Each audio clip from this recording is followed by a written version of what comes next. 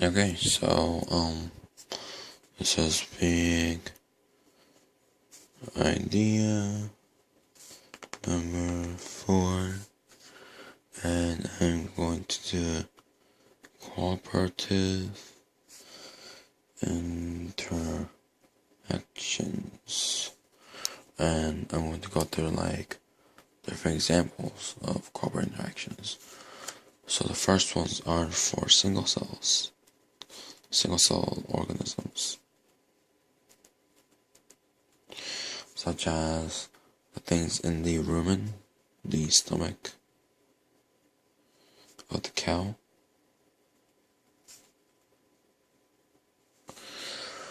And in the rumen, there are 5 different organisms, single-celled.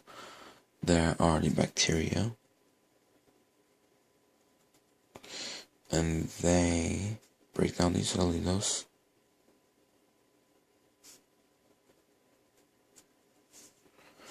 in the plant material that the cow eats.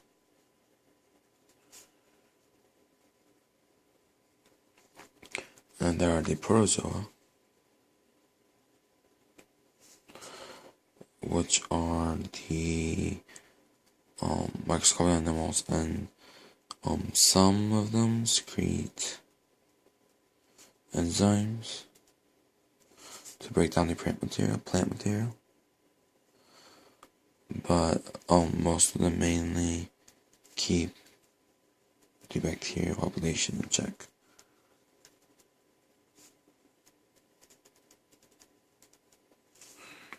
Right. And then after that, there are the fungi, and in here are yeast.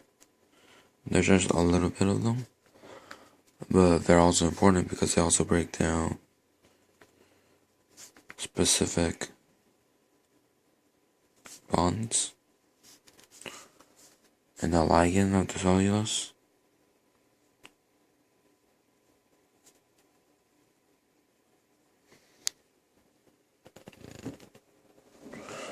And the fourth one is the archaea. I don't know if that's spelled out right. And they break down the methane gas that builds up in the rumen, because if it builds up, it will kill the bacteria and protozoa and fungi, so they need the archaea to break down the methane gas. And finally are the viruses, and they kill bacteria to release this nutrients so it can be used by others.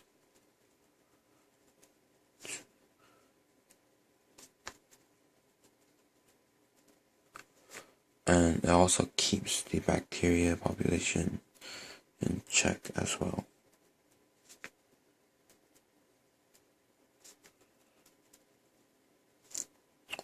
So that's for single cell organisms. Now for like organelles in the cell, organelles and how they cooperate. So in this example, we're going to use liver cells.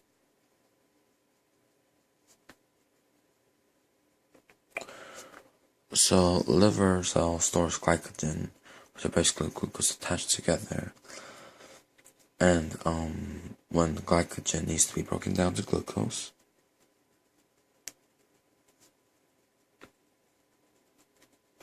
there will be a chemical signal that initiates it. And that chemical signal causes, it binds to a receptor on the membrane, on the plasma membrane.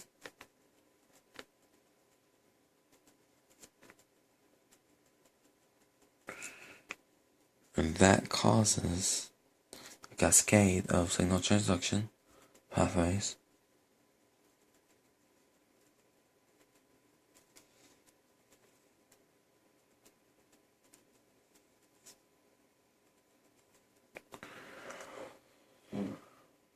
And this can trigger a response inside the nucleus, which releases mRNA. which creates the proteins that break down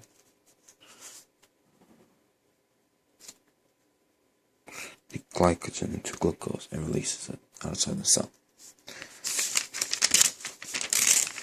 So the last example are actual organ systems in your body.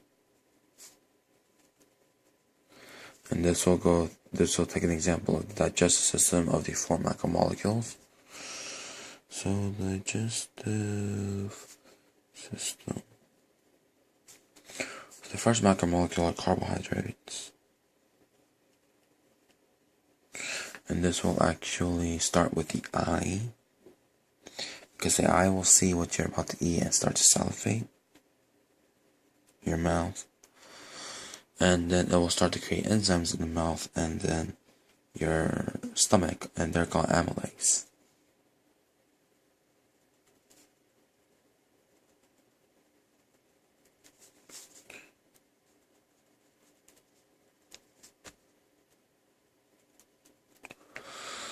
And this will cause the small intestine to make pancreatic amylase.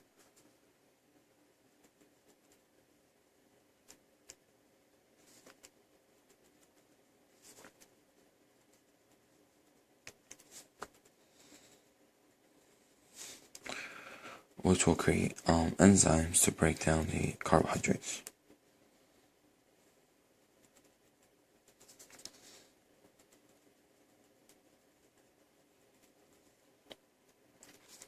So next are fats.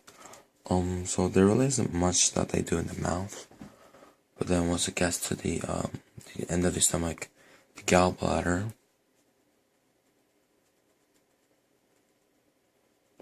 produces bile that makes the fat smaller.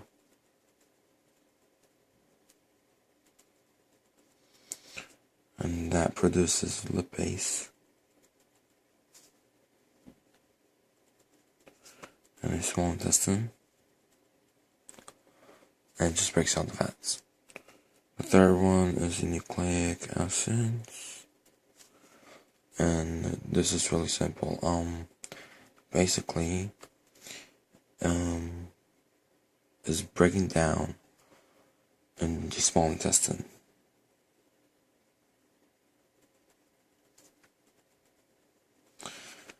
Using the nuclease produced by the pancreas.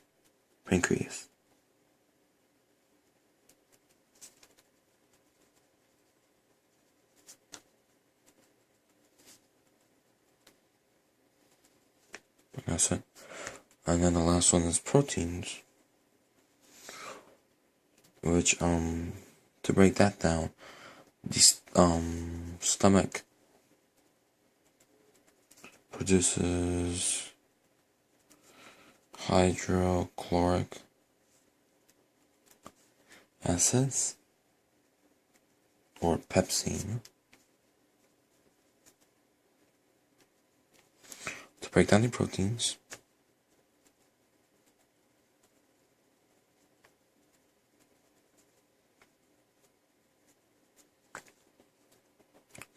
And then also the trypsin in the small intestine breaks down the protein as well. And that's it.